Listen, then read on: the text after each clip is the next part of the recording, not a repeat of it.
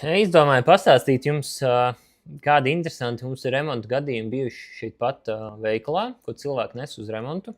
Un varbūt pat viens gadījums ir nevis par remontu, bet par to, cik liela nozīme ir patiesībā prasmei pareizi izmantot kafijas automātu vai vispār ierīci. Bija interesants gadījums, iegādājās šādu te kafijas automātu, kur iekšā ir jāliek baramā filtrs un baramā kafija. Un tā kā nopērk, aiziet mājās, notestē, un nākamajā dienā atnāk un saka, ka kafijas automāts nestrādā, nav derīgs, jo ir brāķis, jo šeit, kad ieliek filtru un iebar kafiju, ka tur 2 centimetri stāv ūdens. Un kur var būt problēma? Ja ielē vienu glāzi ūdeni šeit, iznāk pusglāze. Vai puskrūze. Un 2 centimetri stāv ūdens šeit. Un tā problēma nebija kafijas automātā, nebija arī kafijas automāta vārstā.